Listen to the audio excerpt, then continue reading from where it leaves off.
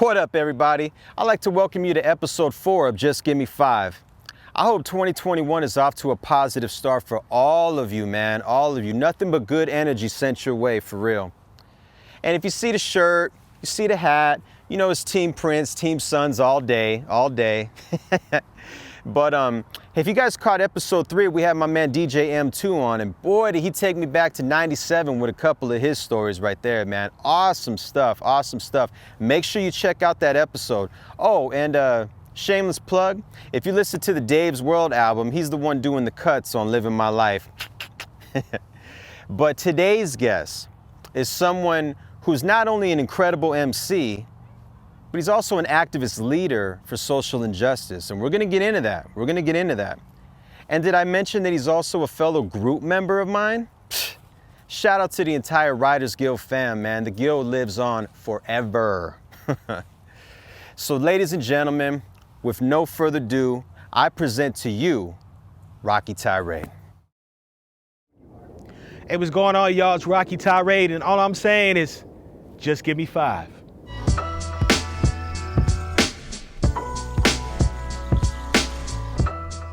Well, I've been asked this in a minute. I'll be doing music in a minute. Well, as you know, we've been out here for a while, since the mid-2000s and things of that nature. I moved out here from California. We used to do this, back when we didn't have a lot of resources, we perform at these things called rap stock. It's kind of like Woodstock, but instead of all the fans, it's all the rappers. So any given night, you'd have like 40 rappers on one bill. So obviously, with this energy, there's a lot of pretentiousness. There's the competitive spirit, which just caused people to have this reclusive demeanor where they're not necessarily engaging. And me being young and kind of temperamental at the time, I take offense to it. So in the middle of these shows, I would just stop and go into a battle and start just dissing the people in the crowd and things of that nature. And I made a joke of it, and I called it going on a tirade. And a really good friend of mine, Chino Excel, who I've known since I was in high school, his stepson is like a really good friend of mine. I told him about the story, and we brought him out here, and my name is J-Rock at the time, and there's J-Rock from the Beat Junkies, and there's J-Rock who's coming up from Watts, and there's gonna be a little bit of a roadblock if I don't do something about this name I've had since I was about like 15 years old. So telling him this story, he was like, "Yo, son, get rid of the J-Rock thing and just keep Tyraid." And me being hard-headed and being a tourist, I'm like, I'm gonna keep both. I want Rock and Tyraid, and then Roqy Tyraid. It makes sense. There you go. And it kind of represented the duality in that I find in life and within myself. So it just worked perfectly.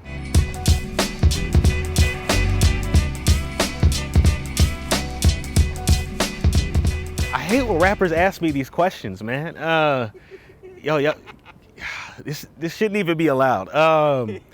My favorite song, I think it was actually a mixtape joint. It's called Children of Men. It was from my first project, the New Millennium Man.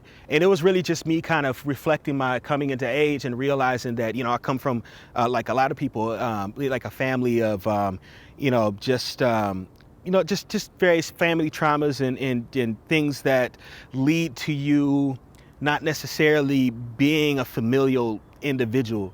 And from that, I wasn't able to really fully develop a relationship with my nephew.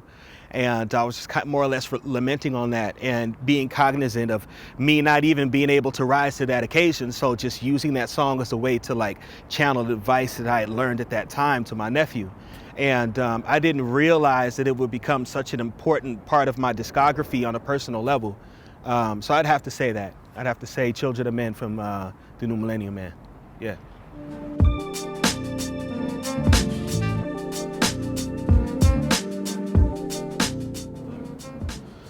Ooh, crazy, dude, because like, it's one of the reasons why I rap. Like, a day before this recording, I was just on, a Clubhouse with, people like Sway and all them. And it made me realize that, like, I remember being like in 1998 or whatever in my mom's car, like listening to just high caliber, like lyricism and just hip hop in what was considered a golden era when looking back. And like, Sway and tech was one of the reasons why I fell in love into this type of music that I create.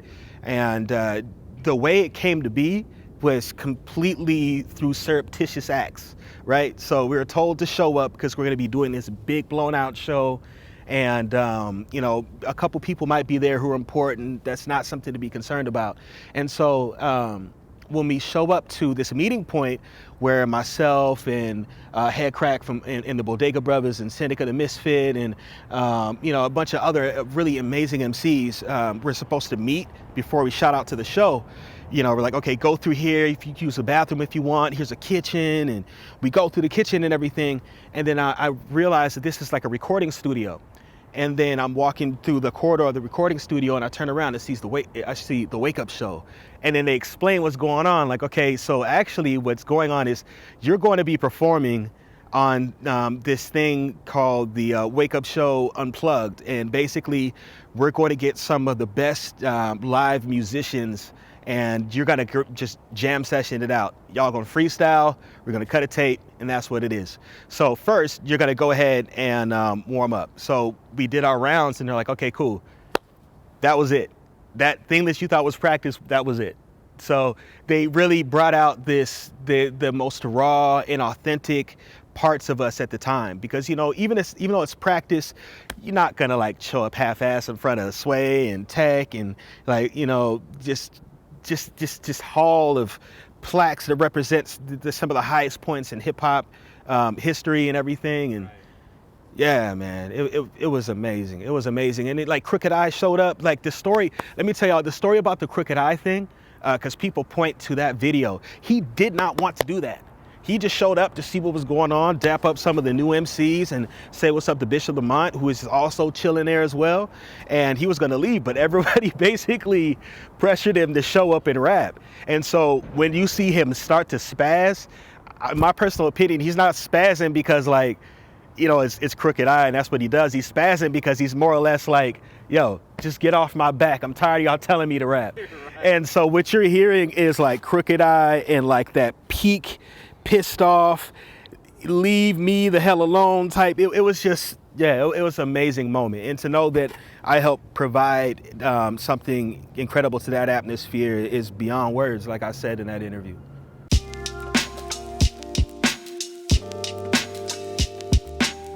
Well, this all started around the end of May in direct response to the murder of George Floyd. Of course, that was a national movement and it trickled out here.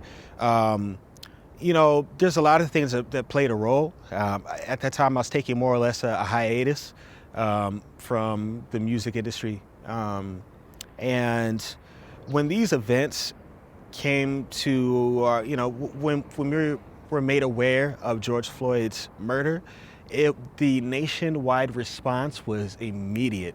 And of course, like I said, that trickled out to Phoenix. Now, these youth that were going to take to the streets had not really been around during Mike Brown or Trayvon Martin. They don't necessarily know about the environment that is a protest and some of the inherent dangers that come with it.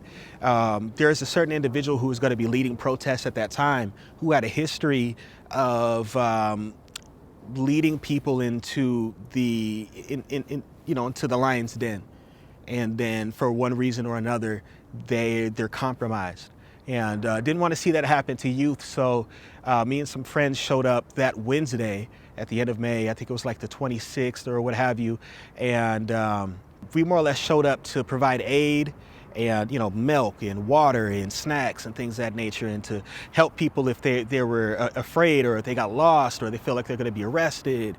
And then we showed up to a scene of chaos. There were police that were aggressively assaulting individuals. There were I'd seen someone who like a person who was pregnant get tear gassed, and she was going into premature labor.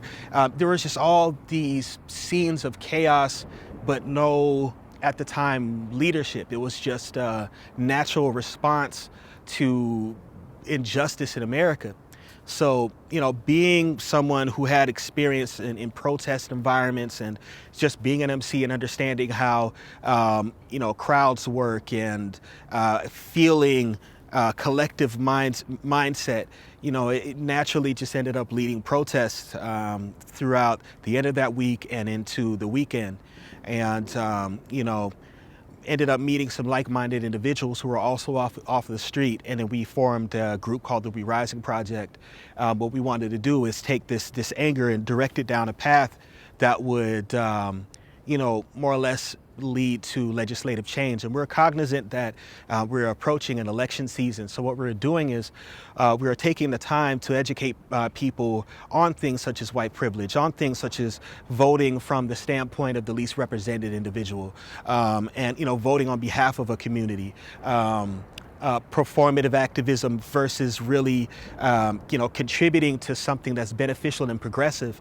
There are so many ways that we turned a typical protest into, an opportunity for people to become their own protests and their own political ecosystem in their own right.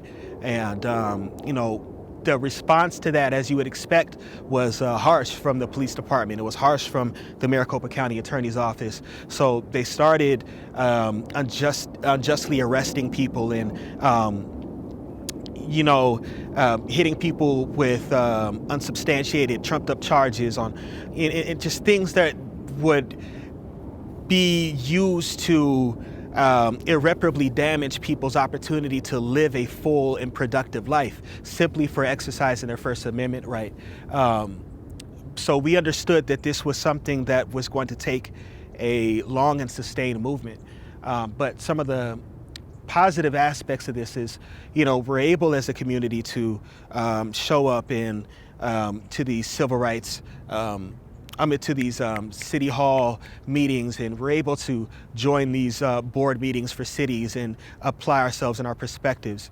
And it's just such a beautiful thing to be immersed into this climate, and to work with people who came before us, orgs and activists, and people who are determined and who were part of this ecosystem before, to work with these people and really help push, this city, this county, this state towards a direction of permanent, change and things that to create that equity that we speak of. It just started one day, just inkling, let me show up to these protests, and next thing you know, we're some of us were bringing these issues and demands to elected officials on behalf of a greater community, which represents the Black and brown and indigenous and underrepresented and disparately treated citizens of Maricopa County and the greater Arizona state. It's crazy even thinking about it right now, because it's really mind-blowing, man. We have done a lot in this state, and this is just part of incremental change. And this is just part one of a new and reinvigorated civil rights movement. There's going to be so many other people that will, step up and lead and push this towards the direction we need to go in. And it's an honor to say that, we participated in any way, shape, or form. And this area that we're filming has been the epicenter for the We Rising group's contribution to the movement. This is where our protests have been taking place since the end of May, the beginning of June.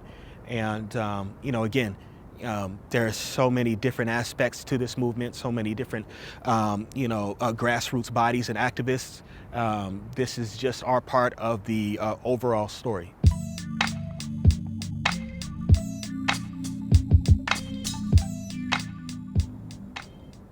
I don't think there's an appropriate word for me. That's something that's it's a very powerful feeling, a powerful experience, and I don't feel like I can properly articulate that. But it's warm, right? It's a feeling, not completion, because one makes themselves feel complete, but it's the garnish on that plate, if you will.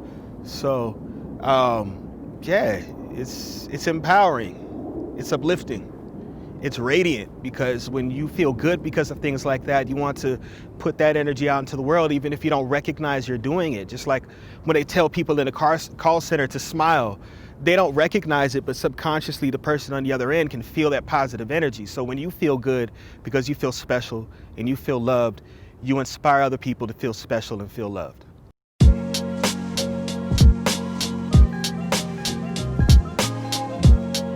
I want to shout out everybody. You know, when it comes to talking about like the civil rights activity out here in Phoenix, I feel like it's our answer.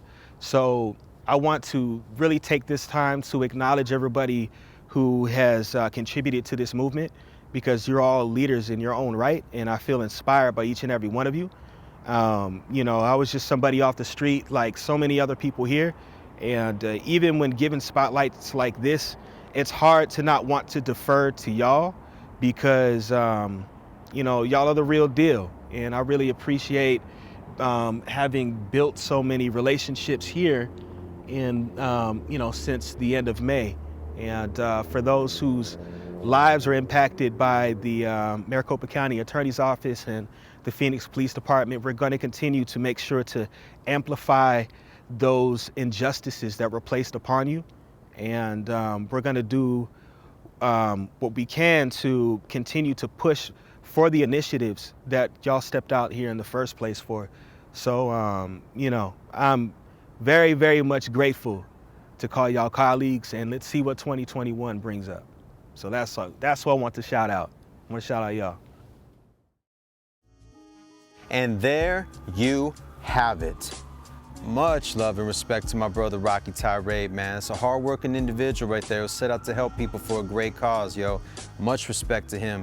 And make sure you guys are following him on social media. That's very important right there. And shout out to my brother Jimmy Nelson on camera. And make sure you guys subscribe to our YouTube channel. We're trying to grow, and we can only do that with your help. So please, if you would be so kind. But I hope you guys are enjoying the show. I hope you guys are enjoying the shows as they continue on. And till next time, stay tuned, stay blessed, stay healthy. Just give me 5, yo.